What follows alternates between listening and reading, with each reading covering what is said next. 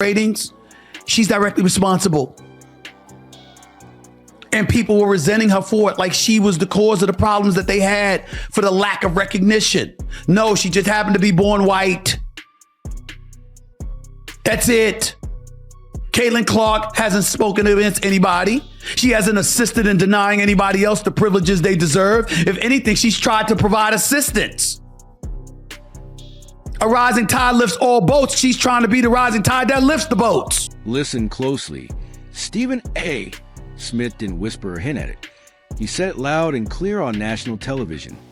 Caitlin Clark has changed the entire game. The room instantly fell silent. Eyes shifted around the desk and Molly froze.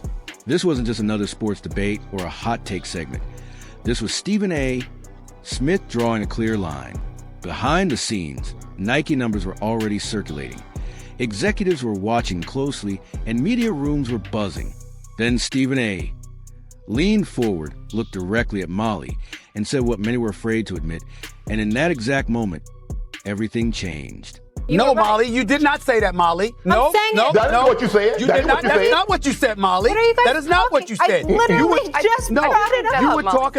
You were talking about folks making the point that, at the time that they had picked the Olympic team, Caitlin Clark didn't necessarily deserve it based on her play on the court. When the point that Shannon and I was making at the time was that, wait a minute, in the end, there are people that have ended up on Team US. Caitlin Clark's new Nike deal didn't just perform well.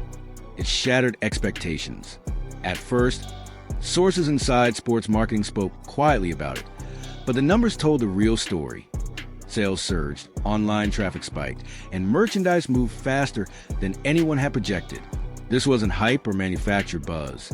It was real money driven by real demand. Nike didn't choose Caitlin Clark by accident. They chose her because when her name is attached, people show up.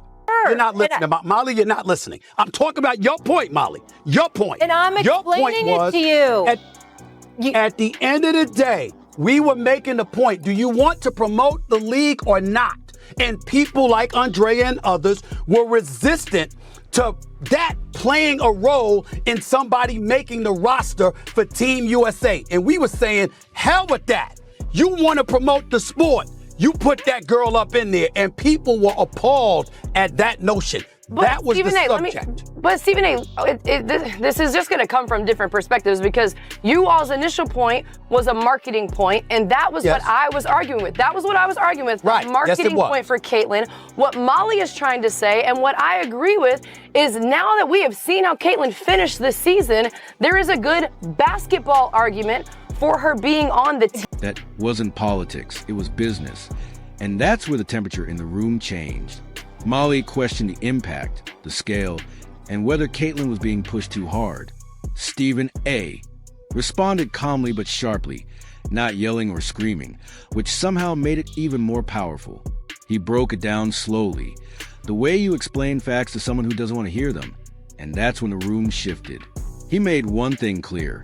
You can debate style, you can debate personal preference, but you cannot debate results.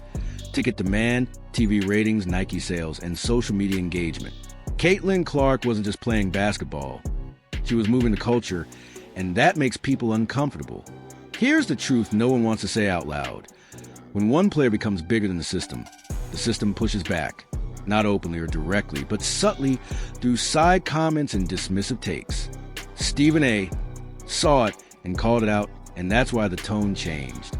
While debates were happening on TV, Caitlin Clark was doing the one thing that shuts everyone up, delivering results. Be resentful of the folks, primarily the white folks, who basically disenfranchised y'all all of these years before she came along, who denied you the acclaim and the allure and the profits you richly deserved. But you don't take that out on Caitlin Clark, not her. She's the one that assists you.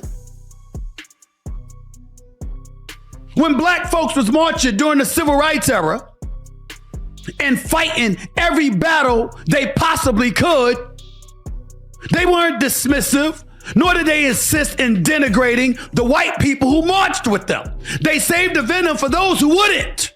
She was hitting deep shots in pressure moments, with crowds reacting before the ball even left her hands. You could feel it. Opponents knew it, fans knew it, and sponsors definitely knew it. This wasn't manufactured hype. It was undeniable. Stephen A. closed the argument with one final point. Brands don't invest millions based on feelings. They invest based on impact.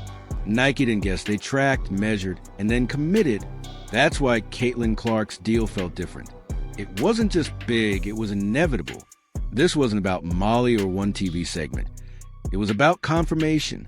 Caitlin Clark is no longer up next or just promising. She's here.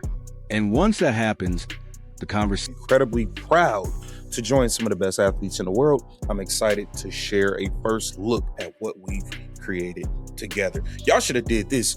We're going into year 3. Y'all should have did this year 1. Year 1. Let's take a look at the ad.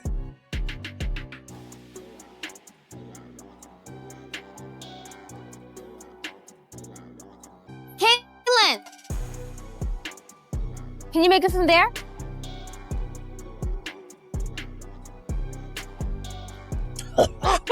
She shot it from the other house.